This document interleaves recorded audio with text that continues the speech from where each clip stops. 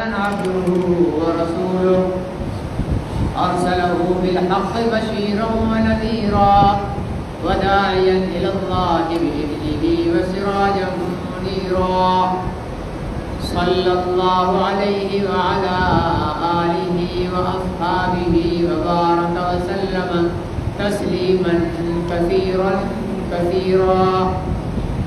أما بعد فأعوذ بالله من الشيطان الرجيم. بسم الله الرحمن الرحيم.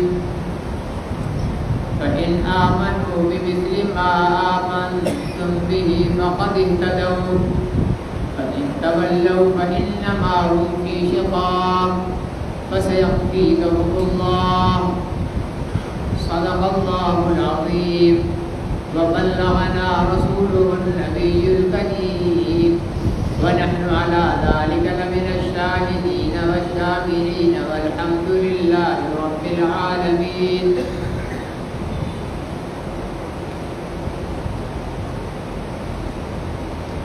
اللہ تعالیٰ نے ہمارے لیے اور قیامت تک آنے والے انسانوں کے لیے صحابہ اکرام کو معیار ایمان بنایا ہے، ایمان کا پیمانہ بنایا ہے، ایمان کی ترازو بنائی ہے. یعنی اگر ہم میں سے کسی نے یہ چیک کرنا ہے کہ میرا ایمان صحیح ہے یا غلط ہے، میں مومن ہوں بھی یا نہیں، تو اس کے لیے اللہ تعالیٰ نے صحابہ اکرام کو معیار بنا دیا کہ تم صحابہ اکرام کے ایمان کے ساتھ، صحابہ اکرام کی زندگیوں کے ساتھ اپنی زندگیوں کو میچ کرو، تقابل کرو، ٹیلی کرو.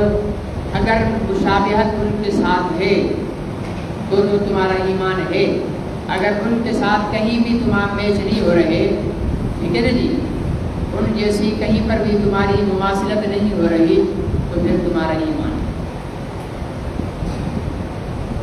صحابہ اکرام کو اللہ تعالیٰ نے نبیوں کے بعد سب سے بلند مقام عطا فرمایا ہے. حضور علیہ السلام نے فرمایا کہ اصحابی کالنجوم فبأیہم اقتدیتم اہتدیتم. میرے صحابہ ستاروں کی مانند ہیں، تم ان میں سے جس کی چاہو پیروی کرو ہدایت پا جاؤ گے. کسی ایک صحابی کی تابع داری کرو ہدایت پا جاؤ گے، گمراہ نہیں ہوگے تم لوگ. حضور علیہ السلام نے فرمایا کہ میرا صحابی ایک مٹھی جو سمجھتے ہو نا، ایک مٹھی جو اللہ کے راستے میں صدقہ کرے اور بعد میں آنے والا مسلمان احد پہاڑ کے برابر سونا صدقہ کرے تو میرے صحابی کی مٹھی جو کے برابر نہیں پہنچ سکتا. اس کا ثواب زیادہ ہے جو میرے صحابی نے مٹھی جو صدقہ کیا. ٹھیک ہے جی. تو یہ کیوں سوچنے کی بات یہ ہے، آپ کے ذہن میں بھی سوال آئے گا کہ آخر ایسی کیا بات ہے صحابہ میں کہ اللہ تعالیٰ نے سارے انسانوں میں نبیوں کے بعد صحابہ کو بلند مقام عطا فرمایا ہے. کیا وجہ تھی؟ انہیں ایسے کون سے سرخاب کے پر لگے ہوئے تھے، ایسی کون سی خصوصیت تھی کہ ان کو اللہ تعالیٰ نے اتنا بڑا مقام عطا فرمایا ہے. علماء اکرام نے، مفسرین نے، محدثین نے لکھا ہے کہ صحابہ اکرام کو یہ مقام اعمال کی وجہ سے نہیں ملا ہے، اعمال کی وجہ سے نہیں ملا ہے. ٹھیک ہے نا جی. یہ مقام جو ہے اعمال کی، ایسا نہیں ہے کہ صحابہ اکرام نے نمازیں بہت زیادہ پڑھی اس وجہ سے انہیں اتنا بلند مقام مل گیا، جہاد بہت زیادہ کیا اس وجہ سے بلند مقام مل گیا، زکاتیں بہت زیادہ دی اس لیے بلند مقام مل گیا، تبلیغ بہت زیادہ کی اس لیے بلند مقام. ایسے بھی صحابی ہیں. جنگ چل رہی ہے، ایک شخص آیا حضور علیہ السلام سے کہا یا رسول اللہ پہلے کلمہ پڑھوں یا پہلے کافروں کے ساتھ لڑوں؟ آپ نے فرمایا پہلے کلمہ پڑھ لو، پہلے کلمہ پڑھ لو. کلمہ پڑھا تلوار لی اور لشکر میں گھس گیا، لڑتا رہا، کافروں کو قتل کرتا رہا، خود شہید ہو گیا۔ اب اس نے ایک بھی نماز نہیں پڑھی، ایک بھی روزہ، ایک بھی زکات، ایک بھی حج، ایک دفعہ بھی تبلیغ، ایک دفعہ بھی ذکر، قرآن کی تلاوت، کچھ بھی نہیں کیا، صرف کلمہ پڑھا، جہاد میں گیا، شہید۔ اعمال کو اگر گنا جائے تو اس صحابی سے تو ہمارے اعمال بھی زیادہ ہیں۔ نمازیں پڑھی ہے نا بھائی ہم نے، ہاں روزے بھی رکھے ہیں الحمدللہ، جو مالدار ہے وہ زکات بھی دے رہے ہیں، جو مالدار ہے انہوں نے حج بھی کیے۔ تو اگر کاؤنٹنگ کی جائے گی اعمال کی تو اس صحابی رسول سے اعمال آج کے مسلمان کے زیادہ ہیں۔ لیکن آج کا مسلمان کیا، امام ابو حنیفہ، امام مالک، امام شافعی، احمد بن حنبل، امام بخاری، امام ترمذی، امام مسلم، ابو داؤد، ٹھیک ہے نا جی، پیران پیر عبد القادر جیلانی، عمر بن عبد العزیز، دنیا جہان کے جتنے بھی ولی ہیں، غوث ہیں، کتب ہیں، ابدال ہیں، یہ سارے کے سارے جمع کر لیے جائیں تو صحابی رسول کے پیر کی خاک کے برابر بھی نہیں۔ تو یہ اتنی خصوصیت صحابہ کو کیوں ملی؟ اعمال کی وجہ سے نہیں ملی، بلکہ کس وجہ سے ملی؟ محبت رسول کی وجہ سے، کہ صحابہ اکرام کو وہ محبت عطا تھی پیغمبر کی، صحابہ اکرام کو وہ محبت رسول عطا تھی کہ بعد میں آنے والا کوئی انسان چاہے بھی تو ویسی محبت رسول نہیں کر سکتا۔ کیوں؟ اس لیے کہ اپنی آنکھوں سے انہوں نے سرکار دو عالم صلی اللہ علیہ وسلم کا دیدار کیا ہے، کچھ پل ان کے ساتھ بتائے ہیں، ان کا اٹھنا، ان کا بیٹھنا، ان کا چلنا، ان کا بولنا، ان کی نمازیں، سارا کچھ اپنی آنکھوں سے دیکھا ہے۔ تو صحابہ اکرام رضوان اللہ علیہم اجمعین کو یہ دنیا میں جو فوقیت ملی ہے یہ محبت رسول کی وجہ سے ملی ہے۔ پھر جس صحابی کو حضور علیہ السلام سے زیادہ محبت تھی اس صحابی کو اللہ نے اتنا بلند مقام عطا فرمایا۔ سب صحابہ میں سب سے زیادہ حضور علیہ السلام کا عاشق کون تھا؟ ابو بکر صدیق رضی اللہ تعالی عنہ۔ یہ سب سے بڑے عاشق رسول تھے، جو جیسے کہتے ہیں کہ بس ان پر تو عشق ختم ہے، ان سے آگے تو عشق۔ ہم لیلا مجنوں کی، ہیر رانجھا کی، سسی پنجو کی، پتہ نہیں کن کی کہانیاں لے کر یہ کیا عشق ہے؟ عشق تو وہ ہے جو ابو بکر نے محمد سے کیا ہے نا جی۔ عشق تو وہ ہے جو ابو بکر صدیق رضی اللہ تعالی عنہ نے اپنے آقا و مولا حضرت محمد رسول اللہ صلی اللہ علیہ وسلم، پھر اللہ تعالیٰ نے اس کا بدلہ بھی ایسا دیا کہ تمام صحابہ کی سرداری ابو بکر کو مل گئی۔ افضل البشر بعد الانبیاء بالتحقیق سیدنا الصدیق رضی اللہ تعالی عنہ۔ انسانوں میں نبیوں کے بعد سب سے افضل انسان ابو بکر صدیق ہے۔ یہ کیوں مقام ملا؟ محبت رسول کی وجہ سے ملا صلی اللہ علیہ وسلم۔ تو میرے عزیز دوستوں اور محترم بزرگوں، یہ محبت رسول ایمان کے لیے ضروری اور لازم ہے۔ اگر محبت رسول نہیں تو آپ ایک دفعہ نہیں 1 کروڑ دفعہ کلمہ پڑھ لو کوئی فائدہ نہیں دے گا۔ محبت رسول نہیں، آپ ایک نہیں سال میں 2 بار حج کر لو کوئی فائدہ۔ اگر محبت رسول نہیں، آپ 5 نمازوں کی جگہ 50 پڑھ لو کوئی فائدہ نہیں۔ محبت رسول ہوگی اعمال کے لیے، اعمال کے لیے ایمان شرط ہے۔ اعمال کے لیے کیا شرط ہے بھائی؟ ایک ہندو نماز پڑھے اسی نماز قبول ہوگی، عیسائی پڑھے تو قبول ہوگی، سکھ پڑھے تو قبول ہوگی، یہودی پڑھے تو قبول ہوگی، بدھ مت پڑھے تو قبول ہوگی نہیں ہوگی۔ کیوں؟ کہ ان کے پاس ایمان نہیں ہے۔ میرا مسلمان موچی نماز پڑھے تو قبول ہوگی. ہاں میرا مسلمان کسی بھی شعبے سے وابستہ ہو نماز پڑھے گا قبول ہوگی کیونکہ اس کو ایمان ہے. یہ تو اعمال کی شرط ہے. ایمان کس کی شرط ہے؟ اعمال کی. سمجھنا بات سمجھا رہا ہوں آپ کو. اعمال کی شرط ہے ایمان، اور ایمان کی قبولیت کی شرط کیا ہے؟ محبت رسول صلی اللہ علیہ وسلم. حضور علیہ السلام نے خود صحابہ اکرام سے فرمایا، کیا فرمایا؟ فرمایا لا یؤمن احدکم حتی اکون احب الیہ من والدہ وولدہ والناس اجمعین من نفسہ ومالہ وولدہ. دو روایت. تم میں سے کوئی بھی شخص مومن نہیں ہو سکتا. جب تم کہا تو سامنے کون تھے؟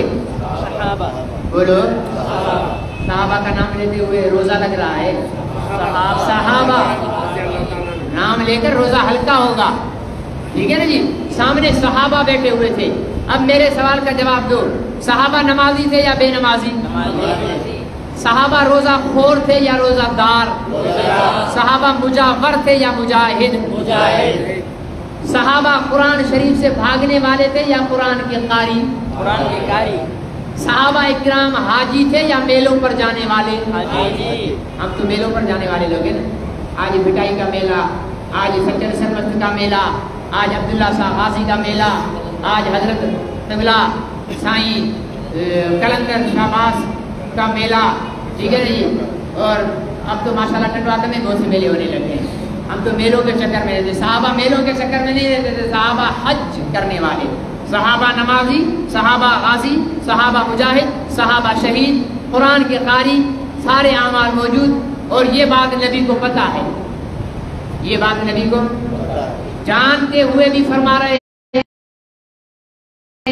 میرے صحابیوں تم میں سے کوئی مومن نہیں ہو سکتا نماز کے باوجود، روزے کے باوجود، حج کے باوجود، زکوٰۃ کے باوجود، جہاد کے باوجود، تبلیغ کے باوجود، تقریر کے باوجود، تلاوت کے باوجود تم میں سے کوئی مومن نہیں ہوتا. رسول اللہ کتنے محبوب ہوں آپ. فرمایا کہ من مالہ من والدہ وولدہ والناس اجمعین.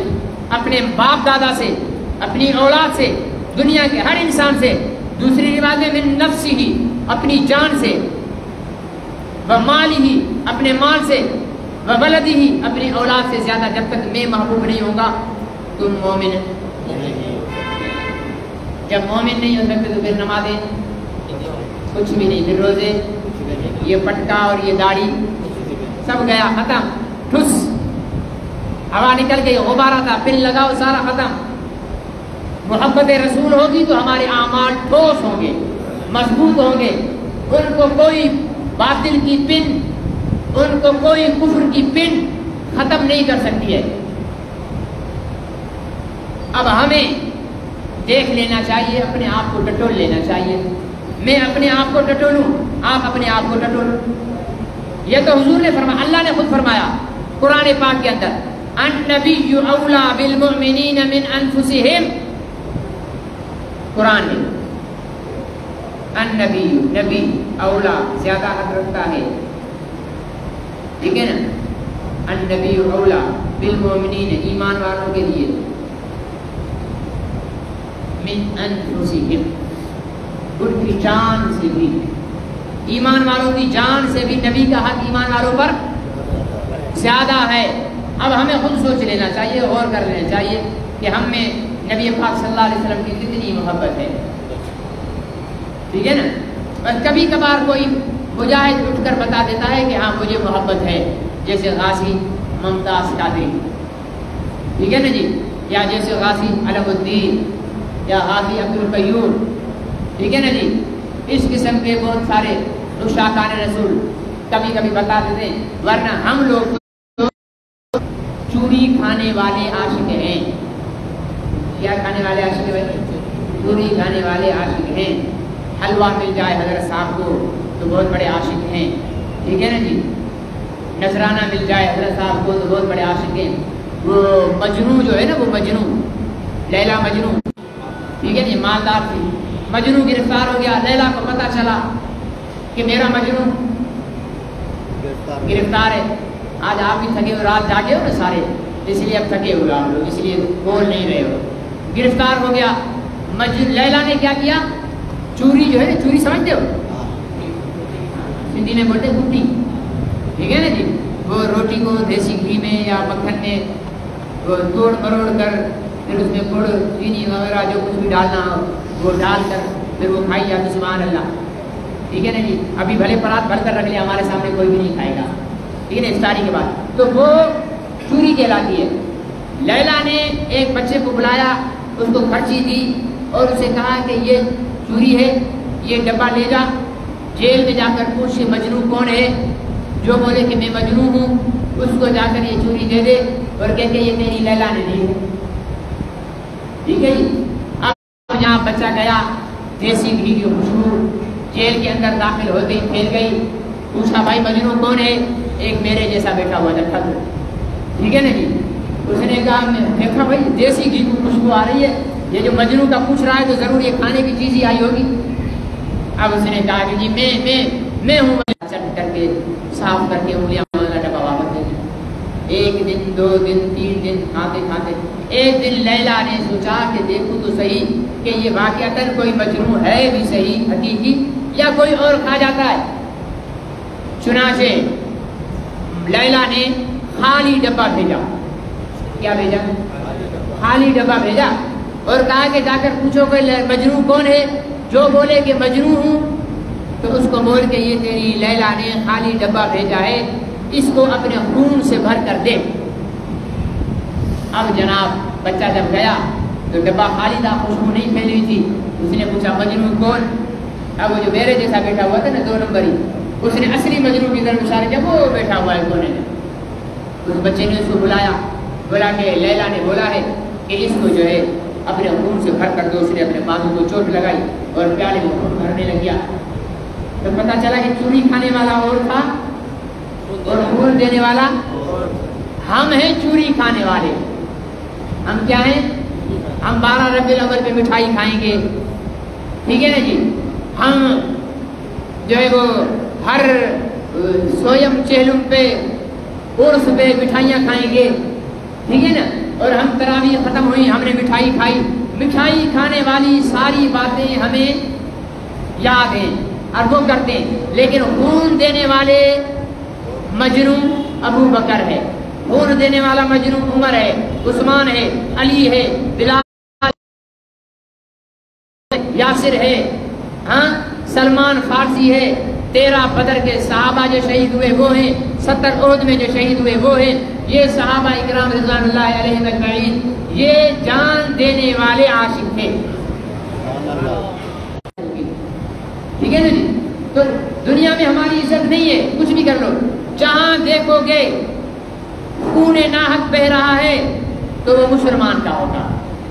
یا کشمیر میں یا فلسطین میں یا شام میں یا جزائر میں یا عراق میں یا لیبیا میں یا یمن میں، جہاں بھی کوئی مینار گرے گا تو مسلمان کی مسجد کا. جہاں بھی کسی عفت معاب بیٹی کی عزت تار تار ہوگی تو وہ مسلمان بیٹی کی. جہاں کسی نوجوان کی گردن کٹے گی تو وہ مسلمان کی. آپ تو اتنے بے بس ہو، آپ کے قوم کی ایک بیٹی کو آپ کے جرنیل نے پیسے لے کر امریکہ کے حوالے کر دیا. وہ بیٹی ایٹمی سائنسدان بھی تھی، قرآن کی حافظہ بھی تھی، قرآن کی عالمہ بھی تھی. امریکہ نے اپنے پٹھو مشرف سے کہا اپنے گئی کہاں. تب جا کر پتا چلا کہ عافیہ صدیقی کہاں ہے. وہ بھی ایک برطانوی صحافیہ نے اس کا راز فاش کیا. پھر جب پتا چلا امریکہ نے ڈھونگ رچایا، ایک مقدمہ کیا، اس پر 90-92 سال، اس کو 96 سال قید کی سزا سنائی. ہمارے 57 اسلامی ملک ہیں. کتنے؟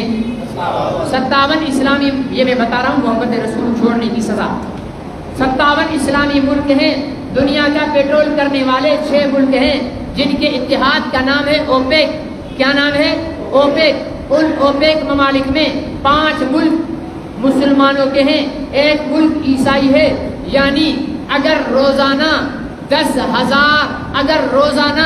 1000 گیلن یا 5000 گیلن آپ کا پیٹرول نکل رہا ہے، فرض کرو پیٹرول نکل رہا ہے، اس میں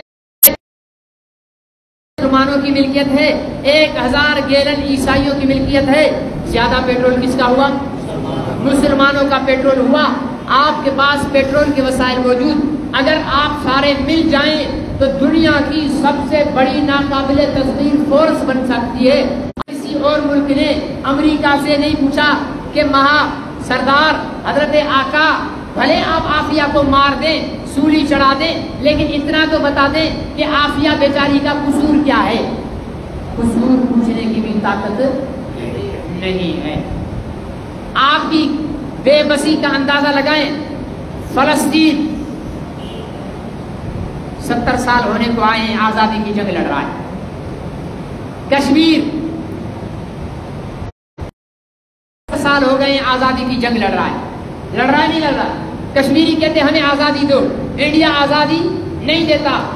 ایک حرامی ملک اسرائیل حرامی ملک ہے، وہ کوئی ایک باقاعدہ ملک نہیں، اسلامی ملک ہے ایک، اس کا نام ہے انڈونیشیا. کیا نام ہے؟ انڈونیشیا آبادی کے لحاظ سے سب سے بڑا اسلامی ملک ہے. سب سے بڑا اسلامی ملک ہے. اس انڈونیشیا کا ایک صوبہ ہے جس کا نام ہے مغربی تیمور. جس کا نام کیا ہے؟ مغربی تیمور. وہاں پر 40-50% عیسائی رہتے ہیں. ان عیسائیوں نے کہا کہ یہاں ہماری بڑی تعداد ہے، ہمیں آزاد ملک دیا جائے. ہمیں کیا جائے؟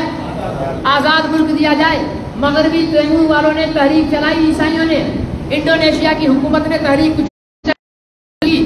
15 دن کے اندر اقوام متحدہ میں امریکہ کی جانب سے قرارداد پیش ہو گئی کہ مغربی تیمور کو آزاد ملک بنایا جائے. 2 مہینے کے اندر وہ قرارداد پاس ہو گئی. مغربی تیمور انڈونیشیا سے کٹ کر آزاد ملک بھی بن گیا.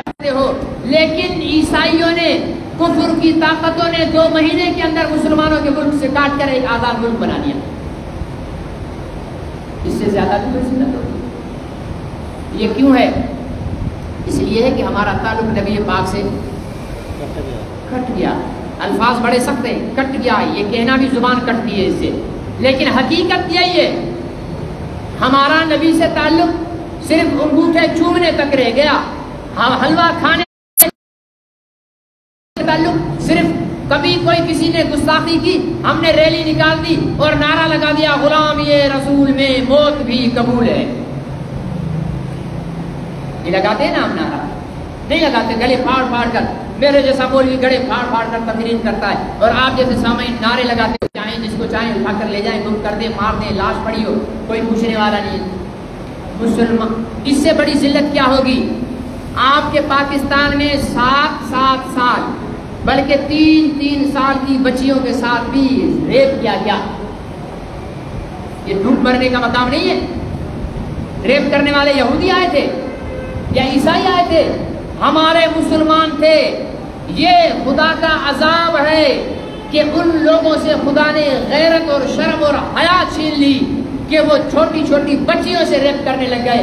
خدا نے بتا دیا کہ مسلمانوں تم نے ملک میرے نبی کے نام پر لیا تھا، لیکن میرے نبی سے تم نے تعلق کو کمزور کر دیا ہے. اب یوں ذلیل ہوتے رہو، تمہاری بچیاں بھی گھر میں محفوظ نہیں رہیں گی. اس لیے میرے بھائیوں عزت چاہتے ہیں، دنیا میں روب اور دبدبا چاہتے ہیں، تو واپس اپنے نبی کے ساتھ تعلق کو جوڑ لو. اپنے نبی کے ساتھ تعلق کو جوڑ لو، انشاءاللہ العزیز ہمیں واپس عزتیں مل جائیں گی. کل میں کون سے واقعے پر کہہ رہا تھا کہ کچھ پنجابی کے اشعار ہیں جو آپ کو سناؤں گا، کسی کو یاد ہے؟ ہاں جی جی، سیرت النبی کا واقعہ کون سا تھا؟ ہاں جزاک اللہ. بی بی حلیمہ ساکیہ، یہ آپ کے مولوی نذیر حسین لکھ کر لے آیا ہے اور مجھے نماز سے پہلے دیے ہیں.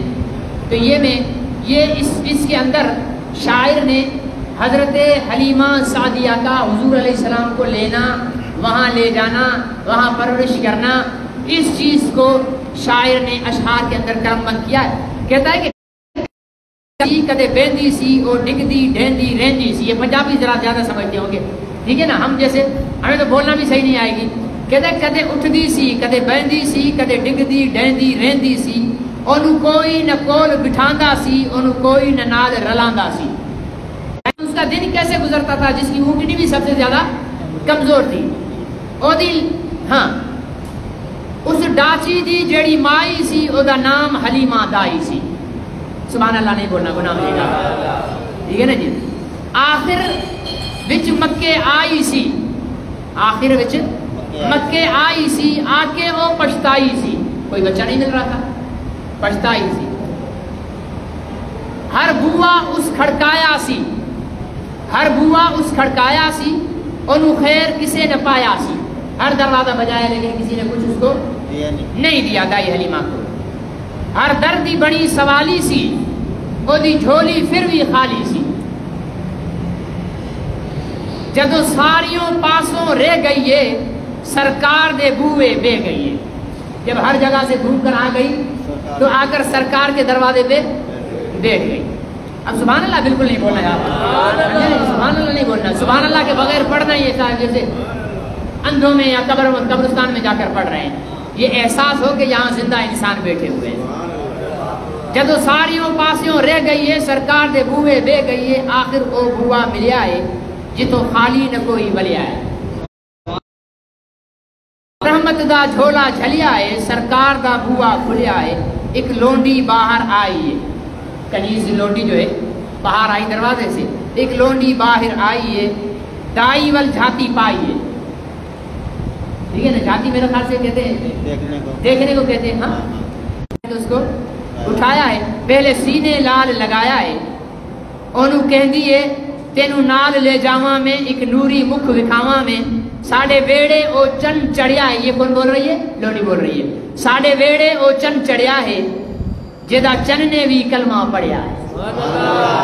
ٹھیک ہے نا جی. ساڈے ویڑے او چن چڑھیا ہے جدا چن نے بھی کلمہ پڑھیا ہے. جیڑی نال حلیمہ دائی اے جد نظر سونے ول پائی ہے. ٹھیک ہے نا، دائی حلیمہ آئی اور حضور علیہ السلام پر نظر ڈالی، دل پھڑ کے اپنا بے گئی ہے. آگے حسن کا پیکر ہے تو دل تو پھڑے گی نا، اور کیا پڑے گی. ٹھیک ہے نا، دل پھڑ کے اپنا بے گئی ہے سرکار نو تقدی رہ گئی ہے.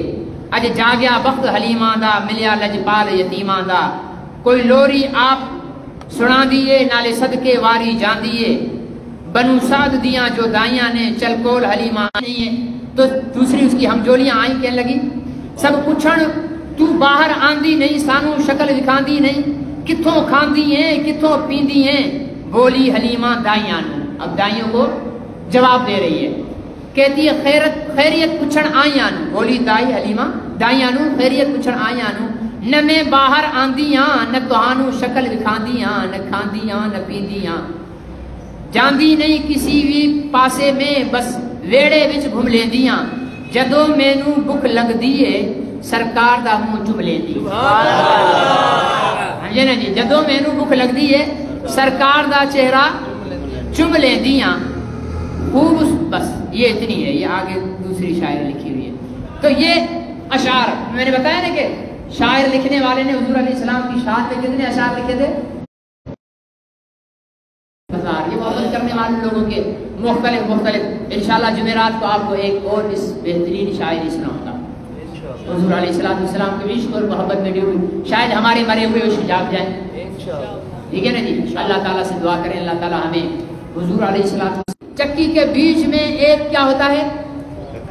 قلعہ ہوتا ہے. قلعہ لوہے کا قلعہ ہوتا ہے جس کے گرد وہ پاٹ گھومتا ہے. آپ جب گندم ڈالو گے تو اس لوہے کے قلعے کے پاس جو گندم کے دانے ہوں گے وہ بچ جائیں گے، جو دور ہوں گے وہ پس جائیں گے. اس دنیا کی چکی کا قلعہ میرا محمد رسول اللہ. اس کے ساتھ رہو گے پسنے سے بچ جاؤ گے، اس سے دور ہو جاؤ گے، ذلیل ہو جاؤ گے، مر جاؤ گے، پس جاؤ گے. اللہ مجھے اور آپ کو حضور علیہ السلام کی ذات کے ساتھ رہنے کی، آپ کے ساتھ محبت کرنے کی